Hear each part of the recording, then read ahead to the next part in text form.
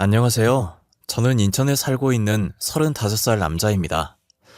이런 곳에 제가 글을 쓰게 될 거라곤 살면서 생각했던 적이 없었습니다. 최근 제가 겪은 너무나 황당한 일을 겪고 있는 분들이 있을까 싶어 쓰게 되었습니다. 그럼 제가 그동안 겪었던 일들을 부족한 글솜씨이지만 한번 써보겠습니다.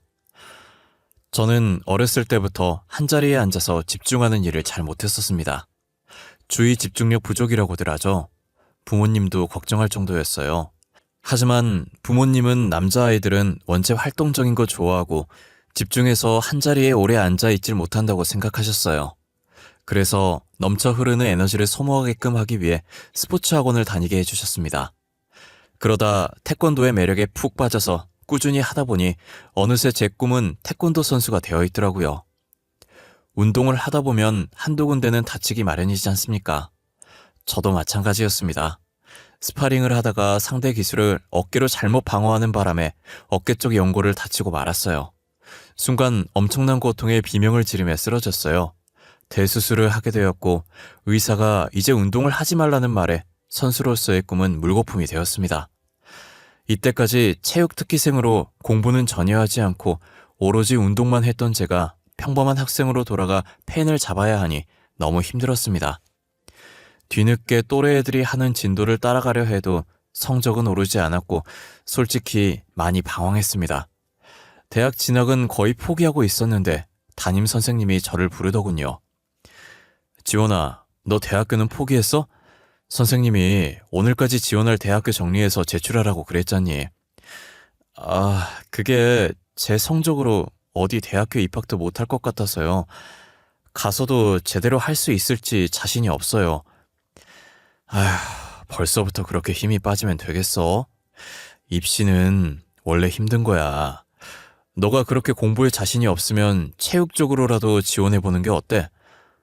선생님, 제가 엄청 화려한 경력이 있는 것도 아니고 어깨도 안 좋아서 분명 실기시험은 붙지도 못할 거예요. 너 그러면 띵띵대학교 사회체육학과에 한번 지원해봐라. 여기는 실기시험이 없어서 성적 100%인데 아마 너 성적으로도 들어갈 수 있을 거야. 선생님 덕분에 그 학과를 수시로 붙었고 포기했던 대학교를 입학하게 되었어요. 부모님도 엄청 기뻐하시더라고요. 하지만 원해서 간 학과가 아닌 탓에 수업은 정말 하나재미없고 그냥 따분하게 세월만 보내는 느낌이었어요. 점점 졸업할 시기는 다가오고 취업을 할 수 있을까 걱정하던 차에 늦기 전에 여행이라도 실컷 다녀오자 싶었습니다. 그래서 한 달 동안 배달 알바를 하며 돈을 모았었죠. 그리고 방학 때 태어나서 한 번도 가보지 못했던 부산으로 배낭여행을 갔어요. 부산에서 커피로 유명하다는 카페에 갔는데 와, 정말 맛있더군요. 평소에 아메리카노도 써서 못 먹는 제가 맛있다고 생각할 정도였어요. 순간 커피를 타주시는 바리스타분이 엄청 멋있어 보이는 거예요. 인천으로 돌아왔어도 그때 그 커피가 계속 생각이 나서 자연스레 커피에 관심을 가지게 되었어요. 처음엔 취미로 하려고 했는데 필요한 도구 이것저것 사서 제대로 시작해보자는 마음에 자격증 준비까지 했습니다. 서울에 있는 학원을 다니면서 준비를 했고 대학교 졸업과 동시에 자격증을 따는 데 성공했어요. 어차피 전공 살려봤자 잘 하지도 못할 것 같아 부모님에게 사업 자금만 도움받고 작은 카페를 차리게 됐습니다. 창업은 처음이고 어린 나이에 얼마나 잘하겠습니까? 적자를 보더라도 제가 좋아하는 일을 할 수 있는 것만으로도 즐거웠습니다. 그런데 제가 일복이 좀 있었는지 2년 정도 일했는데 카페도 자리를 잡기 시작하고 단골도 차츰 생기더라고요. 아름아름 커피가 맛있다고 소문이 퍼지면서 멀리서도 찾아오실 정도였어요. 경험 삼아 차려본 카페여서 평수도 작고 테이블도 별로 없고 1인 카페였지만 매출이 늘어서 근처에 더 큰 평수로 옮겨서 재오픈까지 하게 되었습니다. 이제는 커피 말고 디저트도 맛있게 만들기 위해 직접 유명한 카페도 찾아가서 먹어보고 유튜브로 레시피도 알아보면서 팔았더니 결과는 대성공이었습니다. 1년 사이에 매출이 3배가 껑충 뛰더군요. 거기에 만족하지 않고 근처에 분점을 2개 더 차렸어요. 매니저를 고용하고 저는 점장으로 일하며 3개의 카페를 관리 운영했어요.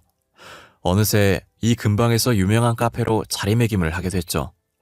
돈을 1억 정도 벌었을 때는 부모님에게 그동안 빌려주신 돈을 갖고 나서 부모님께 지점 한 군데 점장 자리를 넘겨주었어요. 평수가 넓어졌지만 본점만큼은 아직 혼자 할 수 있다고 생각해서 본점만큼은 따로 직원을 구하지 않고 제가 매일 출근해서 일했어요. 그러던 중 단골 손님인 남자분과 친해졌는데 카페 근처 중소기업에 다니고 있다고 하더군요. 어느 날 저에게 여자친구 있는지 묻길래 애인 없이 지낸 지 오래라고 말했더니 여자 소개해주면 만날 의향이 있냐고 하더라고요. 외롭긴 했지만 가게 운영을 저 혼자 하다 보니 시간적 여유가 안 될 것 같다고 했지만 일단 가볍게 한번 밥이라도 먹고 오빠 동생 사이로 지내보라고 권유했습니다. 만나기로 한 날이 왔고 가게를 비워둘 수 없어서 어쩔 수 없이 가게에서 보기로 했습니다. 시간은 따로 잡지 않았어요. 자영업은 다 그렇지만 언제 한가할지 예상할 수 없거든요. 대체적으로 카페 주위에 회사 조금 있다 보니 아침부터 낮 2시까지 바쁘다고 말했습니다.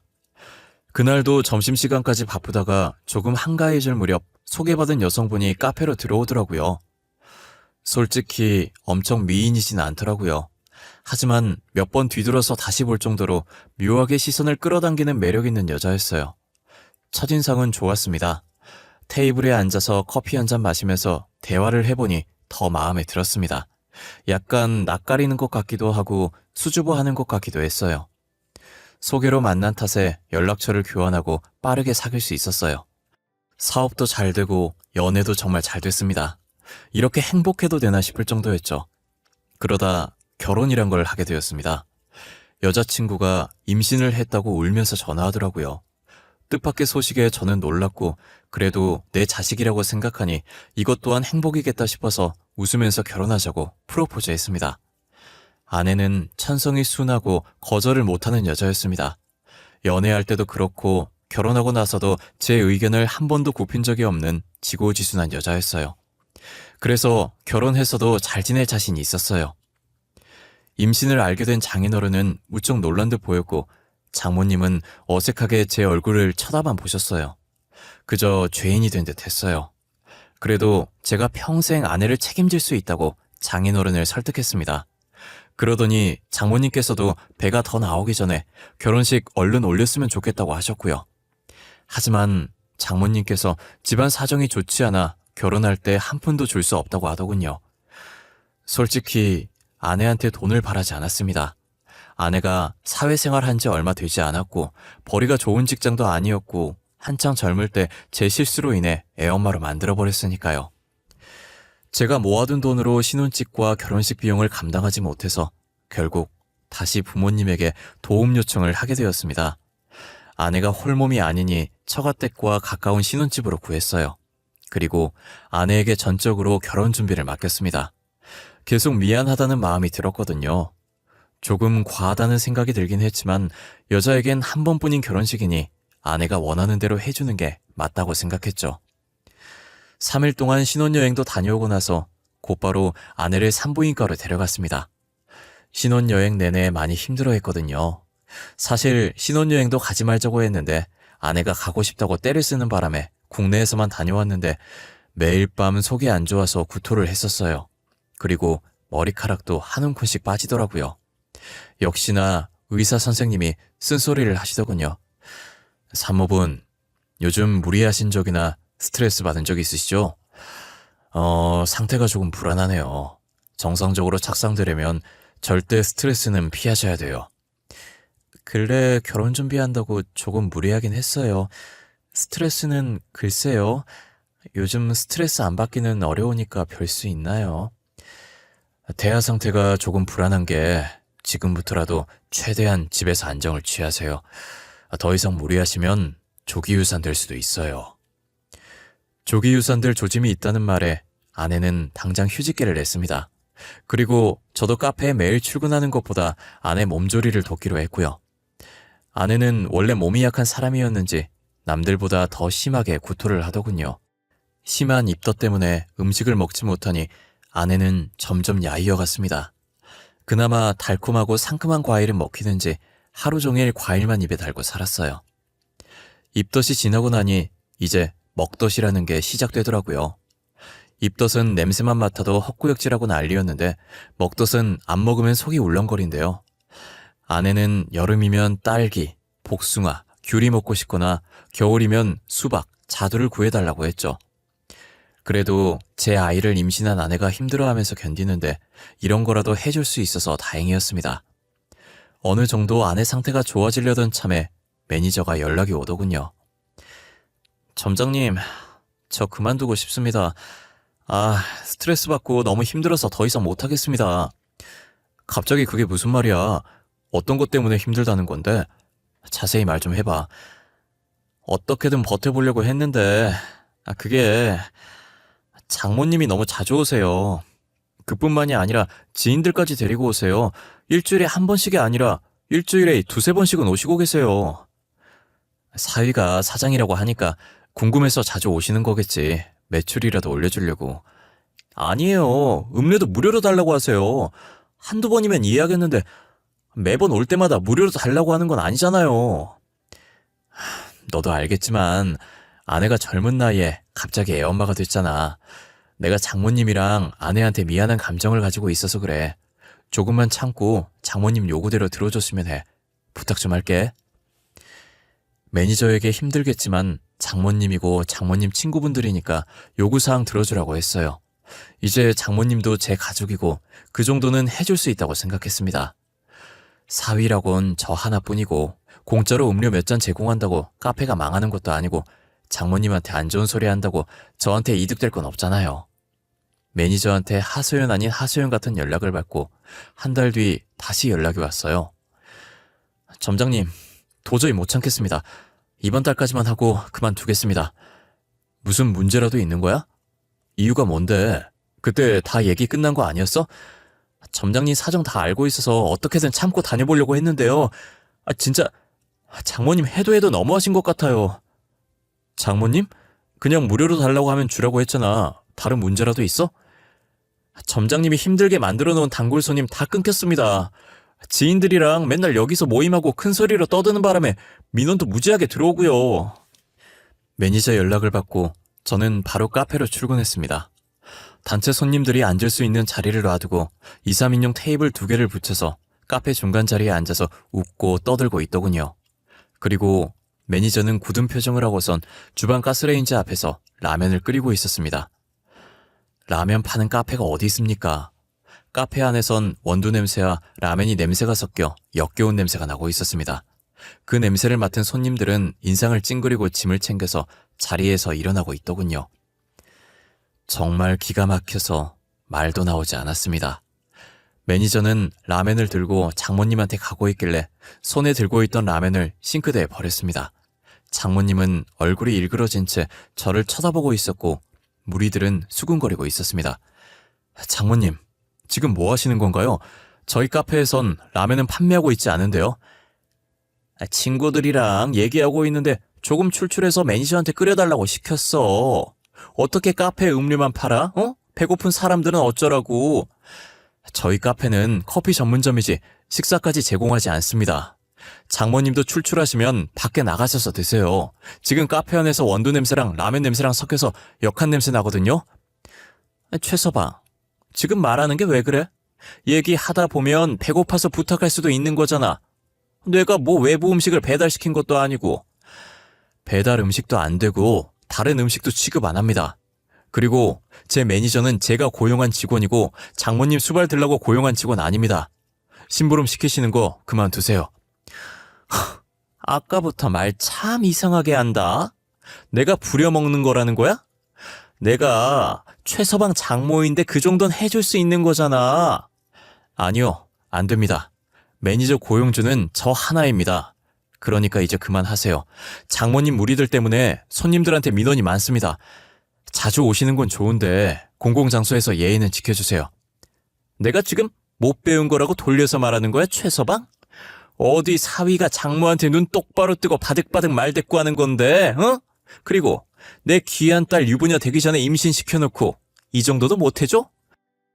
혼전 임신시킨 건 결혼 전에 찾아뵙고 죄송하다고 말씀드렸어요. 귀한 딸 저한테 맡겨주신 것도 감사하다고 말씀드렸고요. 저는 아내한테 잘하면 된다고 생각합니다. 제 아이를 가진 건 아내니까요. 네 와이프가 내가 배 아파서 낳은 딸이라고. 그 딸 엄마인 나한테도 잘해줘야 하는 게 당연한 거 아니야? 사위라는 게 내 친구들 앞에서 장모 개망신을 줘? 한참 장모님과 언쟁하고 있는데 입구에서 큰 소리가 들렸습니다. 입구 쪽으로 시선을 돌렸더니 제 부모님이 서 있더라고요. 어머니는 기가 막힌 표정으로 서 있었고 아버지는 어머니를 진정시키고 있었습니다. 제 쪽으로 걸어오시더니 장모님을 쳐다보고 화를 내기 시작했어요. 다급하게 저는 매니저를 불러서 손님들한테 사과하고 주문 금액 돌려드리고 가게에서 내보내달라고 시켰습니다. 제 개인적인 문제로 소란스러운 모습을 보이면 동네에서 소문도 안 좋게 날 거고 영업에 지장이 생길 것 같았어요. 사돈, 지금 이게 무슨 상황인가요? 왜 제 아들한테 고함을 지르고 계시냐고요? 최서방이 건방지게 저한테 말하길래 예의를 가르치고 있었어요. 원체 가정교육을 제대로 받긴 한 건지. 아니 사돈, 지금 누구 앞에서 큰소리 치는 겁니까? 그러는 사돈은 지금 이게 가정교육을 제대로 받았다고 말할 수 있는 상황인가요? 제가 봤을 땐 제 아들보다 사돈이 더 교육 못 받으신 것 같은데요? 최서방이 말 대꾸하는 걸 어디서 배웠는지 했는데 사돈한테 배웠나 봅니다. 하여간 그 어미의 그 자식이라고 하더니 솔직히 말해서 제 아들이 부주의해서 임신한 건 맞지만 남자 혼자서 임신이 되는 건 아니지 않습니까? 막말로 그쪽 딸은 잘한 짓입니까? 어머니 이제 그만하세요. 장모님 오늘은 이만 돌아가 주세요.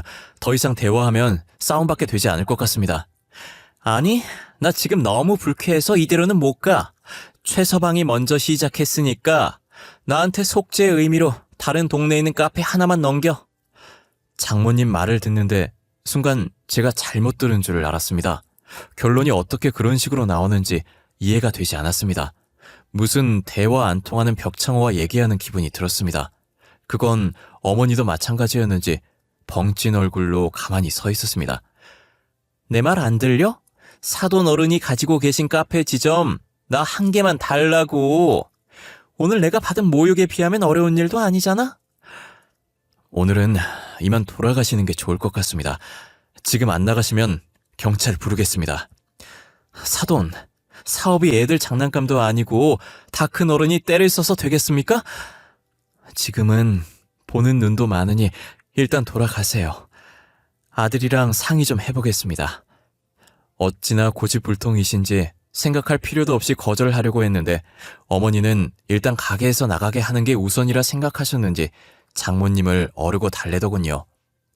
그리고 제가 아무 말 없이 고개를 끄덕였더니 그제서야 만족하신 장모님이 친구들을 데리고 가게를 빠져나갔습니다. 정말 진이 다 빠지더군요. 얼른 매니저한테 진심을 다해 사과했습니다. 이렇게 심각할 줄은 몰랐다고 말이죠. 그리고 장모님은 이제 내가 알아서 해결할 테니 제발 가게를 위해서 조금만 더 일해달라고 부탁했습니다.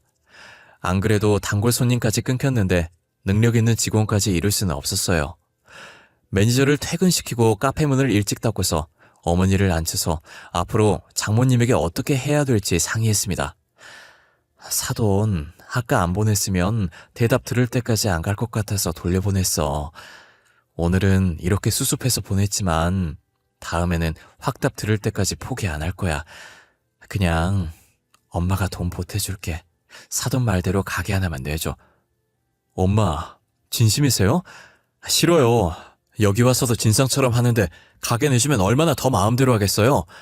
그리고 제가 이 동네에서 자리 잡으려고 얼마나 노력한지 다 아시잖아요. 그럼 어쩌려고 그래. 사돈 포기할 것 같지도 않은데. 포기 안 해도 어쩔 수 없어요. 지점 내줬다가 망하면 제 카페에도 지장 갈 거예요. 소문 퍼지면 걷잡을 수도 없을 거예요. 걱정과는 달리 또 찾아올 줄 알았던 장모님은 가게에 오시지 않았어요. 그리고 아내도 출산일이 다가와서 따로 장모님을 신경 쓰지 못했었죠. 아내는 무려 10시간 동안의 진통 끝에 어렵게 딸을 낳았어요. 그런데 장모님은 조리원에 단 한 번도 오시지 않으셨어요. 저한테는 귀한 딸이라고 고래고래 소리를 지르면서 카페 내놔라고 하실 땐 언제고 참 어이가 없더군요. 아내는 한 달 정도 제가 예약해둔 최고급 산후조리원에 있다가 집에 돌아왔습니다. 그런데 난데없이 저희 본가로 들어와서 살자고 저를 설득하는 게 아니겠습니까? 아내한테 그 이유를 물어봐도 속 시원하게 말도 해주지 않았습니다. 여보 어머님도 우리 아이 보고 싶을 거고, 그래서 그런데 우리 결혼하기 전에 살던 집 팔고 그 돈 엄마 주면 안 될까? 갑자기 그게 무슨 뚱딴지 같은 소리래? 그걸 왜 팔아? 그리고 신혼집을 팔아서 왜 장모님을 줘? 그 집 사준 건 우리 부모님인데. 섭섭하게 왜 그래? 내가 시댁 들어가서 잘할게. 그럼 됐지. 우리 엄마 한 성격 하는 거 알잖아. 나를 봐서라도 그렇게 해주면 안 될까?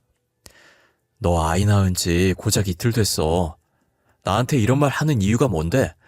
당신이 시집살이 하겠다고 해도 난 말릴 거야. 그런데 굳이 들어가서 살겠다고? 솔직히 말할게. 사실 엄마가 카페를 엄청 차리고 싶어 하더라고. 나 조리원에 있을 때 전화 와서 신혼집 팔아서 가게 안에 차리게 해달라고 말하셔서. 아니, 그런 일이 있으면 진작에 나한테 말을 했어야지.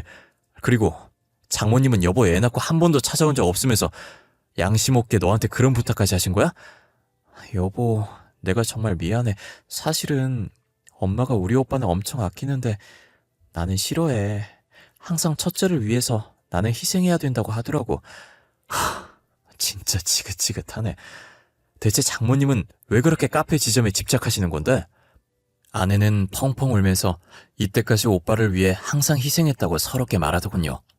본성이 착했던 아내는 장모님이 아들 선호 사상에 휩싸여서 대놓고 차별하는데도 반항 한 번 못했대요. 오히려 오빠를 위해 살아야 된다며 세뇌 교육을 받은 듯 했어요. 그러면서 장모님이 늦은 나이에 굳이 카페를 달라고 하는 이유도 말해줬습니다. 아마 우리 오빠 때문에 그럴 거야. 아직 오빠가 제대로 된 직장에 취업을 못해서 알바만 한다고 엄마가 엄청 걱정하셨거든. 그래서 카페라도 차려주고 싶다고 하셨어. 잠깐만, 그럼 설마 결혼 허락해준 게 내가 카페 사장이라서 해주신 거였어? 아마 맞을 거야. 근데 난 진짜 자기가 좋아서 결혼까지 한 거야. 처음에 아기 가졌을 땐 예상치 못해서 울었던 거고. 아니, 그런데 넌 왜 너를 그렇게 못 살게 구는 장모님을 도와주려고 하는 거야? 요즘 세상에 장남이고 차녀가 어디 있다고. 넌 서럽지도 않아? 나도 이런 내가 싫어. 그치만 엄마는 오빠가 잘 돼야 나도 잘 된다고 그랬단 말이야. 아무리 어릴 때부터 세뇌 당했다고 이건 아니지. 난 장모님 뜻대로 카페 지점 내줄 생각 전혀 없어. 그렇게 알고 여보가 장모님 설득시켜. 처음엔 그저 작은 의견 충돌이라고 생각했어요. 그런데 이후에도 틈만 나면 아내는 저한테 오빠가 잘 돼야 된다며 주입시키려 하더군요. 그때마다 저는 칼같이 아내의 의견을 거절했고 결국 심해져서 각방까지 쓰게 되더라고요. 이런 일이 한두 번이어야 하는데 일주일에 2번 이상은 이 문제로 싸우기 시작했습니다. 저와의 애정이 식은 건지 아내는 이제 자기가 출산한 딸도 나 몰라라 하더군요. 모성애는 금방 생기는 게 아니라고 하잖아요. 아내도 마찬가지인 줄 알았습니다. 저와의 관계가 나빠지니 자연스레 아기도 싫어하는 줄 알았죠. 하지만 제가 없을 때 갓난아이 분유 타는 것도 귀찮아 했습니다. 심해도 너무 심했어요. 그때부터 육아는 온전히 제 일이 되었고 카페 출근하는 것도 포기했습니다. 속으로 아들인 줄 알았는데 딸이라서 실망하는 건가 싶기도 했어요. 사실 산부인과에서 초음파를 보고 분명 아들 같다고 했었거든요. 그런데 손가락을 잘못 봤다면서 딸이라고 말하는 의사 말에 아내가 실망하는 표정이 보였습니다. 하지만 저희 부모님은 아들, 딸 차별하지 않고 딸은 딸대로 더 좋다고 하시는 분들이에요. 1년에 가까운 시간 동안 장모님의 카페 투쟁을 시작으로 육아 문제로 번지더니 이제는 서로 얼굴 보기도 두려워하는 사이가 되어버렸습니다. 얼른 아내가 정신 차리고 모성애를 느꼈으면 하는 생각으로 버텼어요. 분명 자기 자식인데도 심하다 할 정도로 무신경하게 대하는 모습을 보고 아내에 대해서도 실망하게 되고 지칠 대로 지쳐버렸었죠. 차라리 가정의 평화를 위해 장모님한테 카페를 차려줄까 생각도 했었습니다. 그런데 며칠 뒤에 모르는 번호로 제게 전화가 왔어요. 아무리 물어도 자기 신원을 밝히지도 않고 아내에 대해 말할 게 있으니 약속된 장소로 나오라고 하고 끊더군요. 처음엔 이상한 사람인 줄 알고 안 나가려고 했거든요. 그런데 아내가 자기 자식 버려두는 것도 수상하고 저희 아내 이름을 아는 걸 보니 신뢰가 가기도 해서 약속된 시간에 맞춰 나갔습니다. 한 남자가 제 얼굴까지 알고 있는지 저보고 여기 오라며 손짓하더군요. 그러면서 한 장의 사진을 보여주는데 충격적이게도 아내의 웨딩 사진이었습니다. 옆에는 제가 아니라 앞에 있는 남자와 찍은 사진이었죠. 많이 놀라셨죠? 당연히 놀랄 수밖에 없을 거예요. 은정이한테 못 들었을 테니까요. 두 분 결혼하기 전까지 저희 2년 동안 연애했었어요. 당연히 서로 결혼까지 약속한 사이였고요. 서로 결혼까지 얘기했다면서 왜 헤어지셨나요? 저한테 이런 얘기를 꺼내시는 이유가 뭐예요? 은정이 제가 정말 많이 사랑했었어요. 그래서 결혼까지 하려고 은정이 부모님한테 결혼 허락 받으러 갔는데 죽어도 안 된다고 하시는 바람에 못했어요. 초면에 이런 말 하긴 그렇지만 돈이 없다는 이유로 허락을 못 받았어요. 그러면 결국 은정이랑 헤어진 거 아닌가요? 은정이 저랑 결혼해서 잘 살고 있는데 굳이 이런 얘기를 제가 들어야 하나요? 은정이가 낳은 얘기는 잘 크고 있나요? 은정이 닮았으면 이쁠 것 같은데. 이상한 말 하지 마시고 여기 나오게 한 이유가 뭐냐고요. 설마 다시 은정이랑 사귀고 싶어서 온 건 아니겠죠? 눈치가 너무 없으시네. 은정이 임신한 걸 제가 어떻게 알았을까요? 혹시 아이가 크면서 아빠를 닮아가던가요? 아마 아닐 텐데. 순간 누군가 제 뒤통수를 망치로 때리는 기분이었습니다. 저 남자가 은정이가 출산한 걸 어떻게 알았을까요? 아직 아내와 연락하고 있었던 걸까요? 남자의 말에 손이 덜덜 떨리더군요. 아마 제 아기일 겁니다. 은정이가 저한테 얘기하진 않았지만 헤어질 때 은정이가 임신한 사실을 알고 있었거든요. 그래서 다시 잡으려고 했는데 곧바로 다른 사람 만나서 결혼까지 하더군요. 아내가 낳은 딸이 제 아기가 아니라뇨. 믿을 수 없었고 믿고 싶지 않았습니다. 하지만 흔쾌히 결혼을 허락해준 장모님과 자기 배 아파 낳은 딸을 모른 척하는 아내. 둘의 모습이 머릿속을 스쳐 지나가더군요. 혼전 임신해서 급하게 결혼식을 올려야겠다던 장모님의 말이 떠올랐습니다. 애초에 제 핏줄이 아닌 걸 알면서도 아내를 돈 많은 남자와 결혼시키려는 장모님의 욕심이 치가 떨렸습니다. 집으로 돌아오자마자 어머니에게 맡겨둔 딸아이의 머리카락을 떨리는 손으로 비닐에 담아놓았습니다. 그리고 제 머리카락과 함께 유전자 검사센터에 돈 주고 의뢰를 했어요. 최대한 빨리 해달라고 하니 하루 만에 휴대폰으로 결과를 보내준다고 하더라고요. 최서방이 어쩐 일로 온 거야? 혹시 사업 얘기 때문에 온 거야? 아유, 잘 왔어. 그러게 빨리 주면 좋았을걸. 고집은. 아니요, 그 얘기 아닙니다. 그냥 여기서 얘기하겠습니다. 장모님, 저한테 할 말 없으세요? 저희 결혼에 대해서건 아내의 임신에 대해서던지요. 제 질문에 아내의 얼굴은 하얗게 질렸고 장모님은 굳은 채 서 있기만 했습니다. 두 사람의 표정을 보고 굳이 친자검사 결과를 보지 않아도 알 수 있을 정도였어요. 저는 장모님과 아내에게 속아서 사기 결혼을 당해버렸던 거예요. 어떻게 눈 하나 깜빡하지 않고 거짓말을 하는지 소름이 끼쳤어요. 오늘 제가 누굴 만났는지 아세요? 처음 보는 남자가 은정이 전 웨딩 사진을 보여주더군요. 장모님과 아내뿐만 아니라 장인어른과 형님도 벙찐 얼굴로 두 사람을 바라봤습니다. 아내는 아예 다리에 힘이 풀려서인지 주저앉았고 장모님은 끝까지 버티고 있더라고요. 괘씸했습니다. 멀쩡한 제 인생을 송두리째 망쳐버린 사람이잖아요. 그리고 그 아이가 제 자식이 아니란 것도 말해주더군요. 진짜 당신들, 그러고도 사람이야? 어떻게 소중한 생명으로 사기를 칠 수가 있어? 최서방이 무슨 말 하는지 모르겠는데? 그 사람이 누군지 나도 몰라. 최서방, 괜히 이상한 사람이 한 말에 휘둘리지 마. 오늘은 얘기할 정신이 아닌 것 같은데 이만 가봐. 끝까지 발뺌하시네요. 저한테 제발 사실대로 얘기하세요. 여보, 내가 다 얘기할게. 그러니까 집에 가서 나랑 따로 얘기하자. 어? 은정아, 지금 무슨 소리 하는 거니? 따로 얘기할 게 뭐 있다고 그래? 장모님은 계속 발뺌하고 있는 상태에서 제 휴대폰 알림이 울렸습니다. 확인해보니 친자검사 의뢰한 병원에서 온 결과 메시지였죠. 예상대로 저는 친자 브리치 결과를 받았습니다. 더 이상 화도 나지 않고 어이가 없어 헛웃음만 나왔습니다. 병원에서 연락 왔네요. 아기가 제 아이가 아니라고 하네요. 이렇게까지 증거가 나왔는데 언제까지 모르쇠로 일관하실 예정인가요? 알고 싶은 게 뭐야? 이미 다 알았다면서. 왜? 사과라도 듣고 싶어서 그러는 거야? 난 지금도 잘못한 거라고 생각하지 않아. 정말 뻔뻔하십니다. 장모님, 저를 그냥 물주로 생각하고 있었나 봐요. 그래, 돈 많아 보여서 허락했다. 왜? 우리 장남한테 콩고물이라도 떨어져야지.